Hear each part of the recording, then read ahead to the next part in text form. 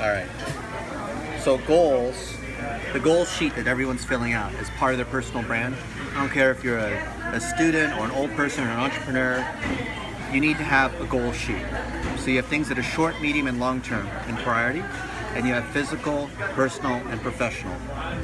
People, they have these long-term dreams, and they're called dreams because dreams, the difference between a dream and a goal is a goal has dates and it has tasks that build up into hitting that eventual thing that you want to do. So you want to have a big house for your family, or you want to own a business, or you're going to make a certain amount of money. Well, there's certain things you have to do on the way to get there. And thus the very specific things that you do in the short run is what leads to the longer term items that are medium, and then the big goals over here. So what people don't understand is that you can't get as much done as you think in the short run. So they underestimate what's possible. I'm sorry, they overestimate what's possible in 30 days and they underestimate what's possible in 5 years. And that's what causes a lot of people to fail very quickly when they try to do New Year's resolutions and this kind of thing. So I always start every day thinking about what are these items, and of these, because this is only 30 days, there's not a lot of room to wiggle, and that's intentional. You're only choosing a few things. I think so at the daily level, what are the 3 things I need to get done today, no matter what, and everything else can just go by the wayside, right? If I know what these 3 things are, then I have a compass, I have a direction so that I'm not distracted. Because it's very easy, like we talked about in the training. Remember we said there are things that are urgent and not urgent, and there are things that are important and not important. And what people will go after is things that are obvious, things that are important and urgent you do, and these ones you don't count, not important, not urgent. So the question is the things that are important and not urgent, or the things that are urgent and not important. Most people put their time in here. I put my time in this bucket. I try to focus as much of my time on things that are important, whether they're urgent or not urgent, right? And that's why these things are the ones that are important. They guide my day. A lot of people, they talk about there's the story of the jar, and you heard this before, right? The professor, whoever, puts the the big rocks in the jar. You heard this? Yes. Is it full? Then he put in the little pebbles, right? Then he puts in the dirt, then pours in the water. Yeah. And the moral of the story usually is, oh, well, you can always fit more stuff in. Right. But that's not what it is. The moral of the story is you got to put the big rocks in first. Yeah. So I always think, before I jump into my inbox, I like to spend the first 5 minutes of every day just being, right when I wake up, being grateful about the things that I'm grateful for. And that leads into natural requests like prayer, like things that you're thinking about. Because when you're grateful and you're thinking about people, you're thinking also about what kinds of things you want for them, what kinds of things you want in those situations. And that leads me every day to 3 things. And when you have these 3 things, then you have direction and you can jump into your inbox. So the inbox, for someone like me, I've got 500 emails that come in per day. And I try to do the very best I can to go through them, but even right now, in the time that we're spending going through this, I probably got another 15 emails, right? And if your inbox gets full, that's like your motor getting so clogged that you can't turn the gear. So I like to go to inbox 0. And I like to zero out my inbox twice a day. Some people, they'll try to zero out their inbox 10 times a day or once a month. Some people, once a year, they declare something called email bankruptcy, which is they just delete everything, right?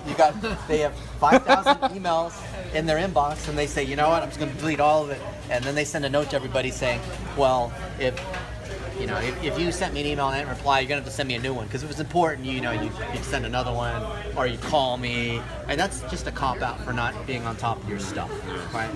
So I believe in inbox 0, but twice a day, in the beginning of the day and at the end of the day, because that's when you're more likely to be able to get to cruise altitude, when you get to 40,000 feet. And when you're at 40,000 feet in a jet aircraft, you're going at 570 miles per hour and you're just barely sipping on the fuel. Versus full takeoff speed, 130 miles per hour. That's where most people are. They don't even know, right? Yeah. So I I try to get through this as quickly as possible, and I employ our first triangle, which is what a level 1 specialist does, which is do, delegate, delete. The reason why do, delegate, delete is so powerful is that you handle everything once, only once. You don't skim and start for later. You don't put it in the folders. You don't just sort of like go through this and go through that. I go through messages sequentially because every message I see, I don't want to handle it multiple times. When you touch something multiple times, you end up having nothing. So when someone sends me a note and I need to understand it, or there's an article I need to read, I read it completely then. I don't hurry, I don't have music playing, I'm not being distracted, I'm giving it my full focus, and as a result, I can recall almost any email that anyone has sent me in the last 20 years.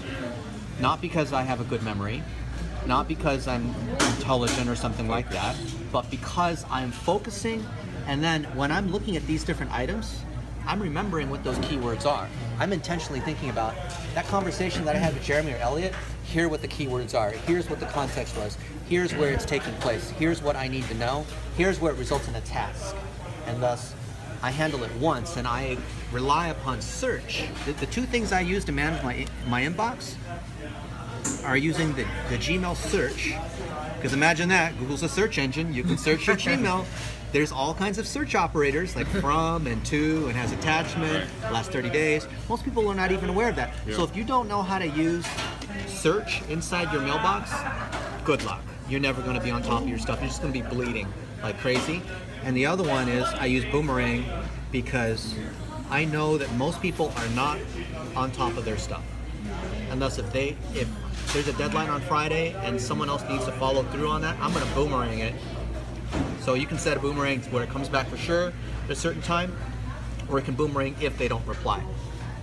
So I have thousands of items that are sitting here in Boomerang, and Boomerang I'm not using as a way to sweep things under the rug, because I've seen other people where they've got lots of these things and they just Boomerang out for a week or a month. And you can do that with certain things where you know the time's not, it's not right now to deal with it, not because you're busy, but because of the timing of where a project sits. So for example, we've got a meeting in a week and change with Twitch, and I know there's certain things that have to happen. So I'm Boomeranging back things that are inside Basecamp to come back at a certain time. So if something's due on Friday, let's say Amir's working on a guide and it's due on Friday, then I'm going to Boomerang it for twice the amount of time that I think it should come back in. So if we're going to turn in something on Friday, well, let's just say if he should come back within, let's say 2 days for an iteration, right? The next draft or something, I'll Boomerang out for 4 days, right? If there's something where I expect it to be done in a week, I'll Boomerang it out for 2 weeks, because I don't want that Boomerang to come back, and I'm not going to set the Boomerang for the amount of time it should come back in, because then I'm going to get too many of them coming back, right? So when you do delegate, delete, right? Do, delegate, delete.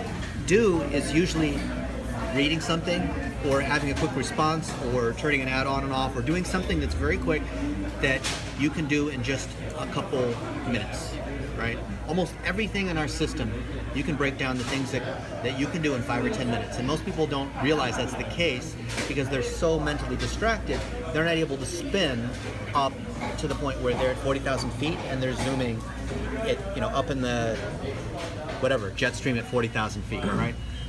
Delegate is important because there's some things that I can't do. There's a dependency. So when we talk about the success tracker and getting things done, there's 3 parts of that, right? Getting things done is things that I've done, things that I'm going to do, and things that I need from someone else. So what I need from someone else is a dependency, because you need to give me that video, and then I'm going to boost it, and then I'm going to tune the ads, but I can't do any of this because I need something from you. Right. So this delegate, especially because I use Boomerang, is a way to make sure that I'm keeping track of things, because if I'm the owner of a project, and we talked about RACI, responsible, accountable, consulted, informed, the accountable is where the buck stops. It's the one person that owns a project. That means that if other people are responsible for other tasks and they don't get it done, it's still on me if I'm the project lead and I'm the owner. So that whoever is accountable for a project has to be on top of all the communication, has to project manage this stuff, so they have to quarterback all these different pieces, right? Including the communication with other people that are kind of involved, or not communication, the consulting, to get advice, and informed other people that just kind of need to know but don't have to be involved at a huge level of detail. Usually whoever's